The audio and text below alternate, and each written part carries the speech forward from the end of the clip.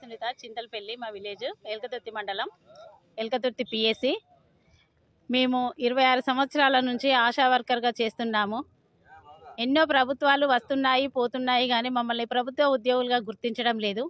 మాకు పని భారం అయితే పెరుగుతుంది, కానీ మా పని భారం పెరుగుతుంది, పని మాత్రం తగ్గట్లేదు. ఎన్నో సేవలు అందిస్తున్నాము ప్రజలకు. మమ్మల్ని పెట్టిందే హెల్త్ డిపార్ట్మెంట్లో ప్రజలకు సేవలు అందించడం కోసమే పెట్టినారు.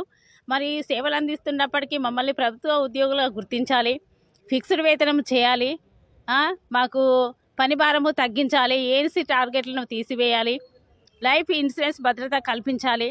మమ్మల్ని ఒక పని మనుషులుగా చూడకుండా ఒక ప్రభుత్వ ఉద్యోగులుగా గుర్తించాలని మా ఆశ.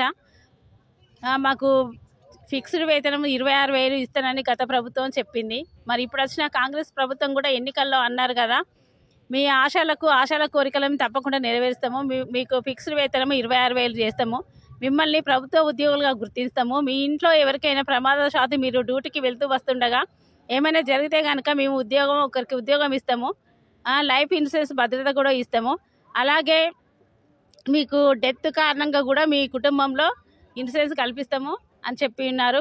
మన రిటైర్మెంట్ బెనిఫిట్స్ కూడా ఇప్పిస్తామని చెప్పి ఉన్నారు. ఇవన్నీ చెప్పిన ప్రభుత్వం మరి ఇప్పుడు వాగ్దానాలను వెనక్కి తీసుకుంటూ మాకు ఉన్న ఈ చిన్న పనిని కూడా ఫిక్స్డ్ వేతనం చేయకుండా ఈ పనులను కూడా తీసివేయాలనే దృష్టితో మరి ఎందుకు ఆలోచన చేస్తుందో ఈ ప్రభుత్వం.